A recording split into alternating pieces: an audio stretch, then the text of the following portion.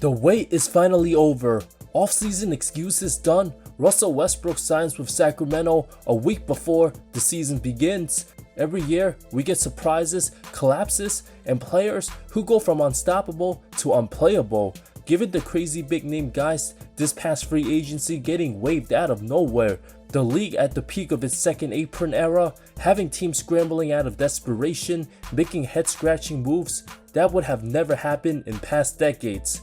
A couple former All-Stars with big contracts looking to be traded out of their current situations, but in reality, when nobody wanted a guy like Bradley Beal and his super expensive contract, many teams don't even have the cap and likes to avoid these aging big namers who weren't what they used to be by all means necessary. Starting with Terry Rozier of the Miami Heat, destroyed his entire basketball reputation, caught up in federal gambling investigations. Spo gave him too many chances to shoot himself out of a disgusting slump. 64 games played, average under 11, 4 and 3, under 30 from 3. We talk about a guy who came off averaging 20 points a game-ish 5 seasons prior.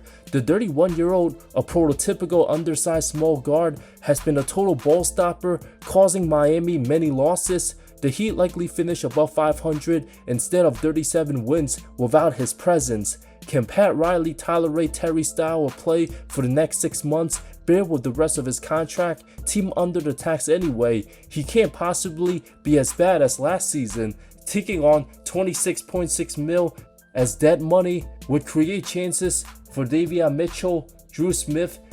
The offseason issues combined with on-court struggles, too much of a distraction now. At this point, Rozier adds nothing to the team, no trade market to entertain, with more potential legal issues to reappear. He might not last till Christmas. Paul George. With Bradley Beal no longer the worst contract in the NBA, the disappointing 35-year-old chose more money and somehow ended with a more injury-prone big-name superstar than former teammate Kawhi Leonard. The duo played just 18 games together, only man remaining from his underwhelming 2010 class. Daryl Morey really thought the injury-prone past his prime all-star would be a difference maker. When George, not that much better than Tobias Harris at this stage of his career, all the podcast P ridiculing justified, failed to step up in most instances, drawing Joel's absence, eating tons of cap, being the third best player on his team. Even last season, rookie Jared McCain looked better than him when playing. The wave and stretch situation of $160 million plus just prolongs the pain for the Sixers franchise. If Philly decides to act like Milwaukee, paying even more money over a half a decade span of flat out dead cap space when waiving Dame Lillard, unless Embiid medically retires, keeping George would be useless. He's not even a top 60 player in the league anymore. There's a reason why the Clippers let him walk comfortably. Gonna be the same as last season. Subpar averages of 16, 5 and 4 will have the occasional dirty piece. People act like PG-13's back, but follow up by dropping single digits. Everything's too predictable at this point. If George performs better, there's a chance another team desperate enough to want him, which is best case scenario for Philly. The absolute joke of the franchise put themselves in position, failing to cover up from his past failures. From failed lottery picks to paying expensive guys who barely plays, no coincidence why he's not available to start the season. Absolutely troublesome. I'm afraid the Sixers won't have much of a choice. Patrick Williams. It's over for the 4th pick of the 2020 draft. A certified bust, waste of a pick, has the tools but way too passive, lacks touch around the rim. Been the same guy the last 5 years, nothing more. $18 million each of the next 4 seasons. What's the whole point of that contract? Came up averaging 9 and 4, has no jumper, looks terrified on the court, diminished confidence, a limited bag, shaky handle, pathetically only had one 20-point game out of 63 contests a season ago. An absolute travesty. $90 million down the drain.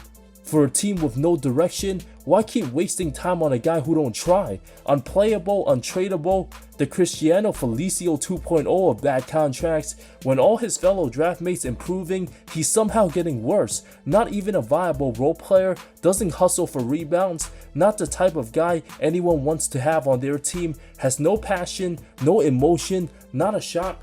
The Bulls might stretch his contract. Nobody wants him. Could become the next Andrew Nicholson, getting paid years after being out the league.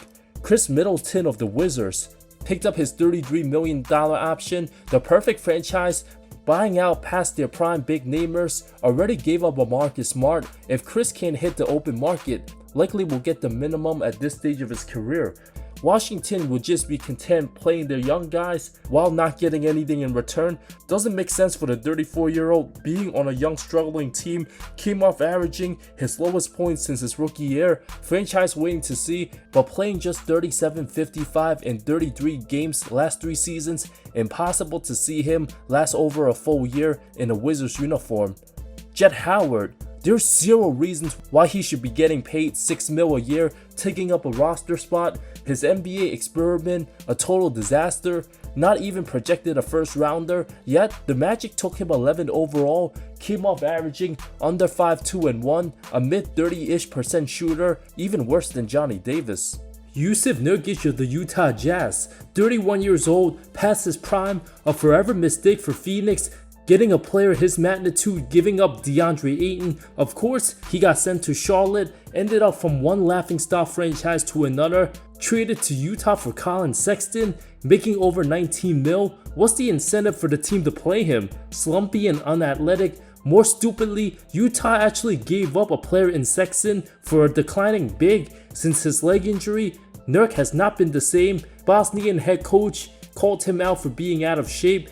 Does not belong on any rebuilding squad. At least he's on an expiring. Shouldn't be taking any minutes away from Walker Kessler or Kyle Filipowski. NBA career could be coming to an end after this season.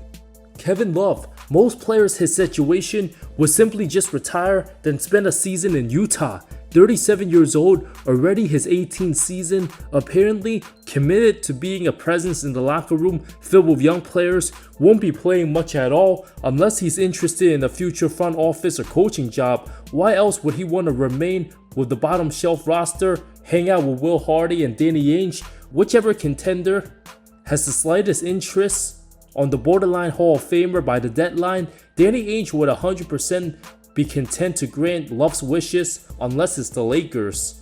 Anfernee Simons, another big name many should look at. Undersized, no defense, ISO score, not a recipe of Boston Celtic basketball. Sure, he could average 20 on a bad team, but being undersized, a ball stopper, players of his stature won't get much of a big contract nowadays. After getting 100 mil from Portland before the new CBA kicked in, doesn't have much role player intangibles, high volume, low to average efficiency. The type of guys teams just not interested in anymore. Sure, he may have more talent than over half the league, but every contender starts with a superstar, then followed by established role players. Simon's style of play belongs to neither side of the spectrum. Russell Westbrook, 1 year, 3.6 mil, right in the nick of time on his very last strike. No player has endured more toxicity than the most disrespected top 75er himself. The 9-time All-Star will turn 37 in a couple weeks, came off having solid production of 13, 5, and 6 for Denver. What's Sacramento gotta lose at this point? They're not real contenders, just procrastinating on their eventual rebuild, having the aging DeMar DeRozan, Zach LaVine, and Sabonis, a mid-3. It's about 50-50 with what the franchise decides on the Russ situation. If they end up more than half a dozen games below 500 come January, more than likely Westbrook gets cut, becomes the short-term scapegoat. The team defense gonna be all-time atrocious, feeling like 2022 Lakers vibes all over again, but this time without much expectations. D'Angelo Russell, slowly on his way out the league, the one-time fluke all-star, finished product, below average NBA athleticism, too streaky, not a recipe of success on the other side of the ball, the type of player Coach Jason Kidd won't be fond of. His struggles and questionable fit for many teams been a concern for years now. Only got signed due to Kyrie's injury, but once Irving comes back, what use does D'Lo even have? Way too one-dimensional. Nico Harrison stresses on defense winning championships, but brings in one of the worst defensive starting guards in D'Lo, paired up with Klay Thompson, entering 2026, an absolute colossal on the other side of the ball. 18-year-old rookie sensation Cooper Flagg, already capable of being the primary offensive initiator, adds more length and defensive capability. If Flagg straight up dominates like a borderline all-star, puts up numbers of 18, 7, and 6, there's no purpose having D'Lo. But luckily, team might decide to keep him. Already waived Spencer Dinwiddie. Russell, 29 years old, averaged a career low of 12.6 points, under 39% shooting last season. Dallas might be trying to trade him by the deadline. The Mavs have all the leverage. D'Lo on his last strike before the overseas invitation letter begins.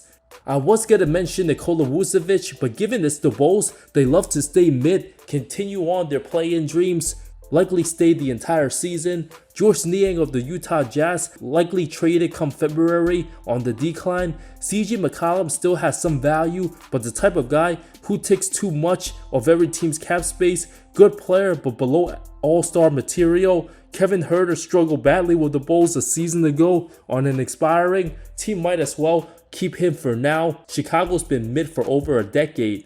Some of these guys might very well revive their careers, hang on a bit longer, but most of them fade away from the association, retire, or go overseas. A few of these names might not last till Christmas.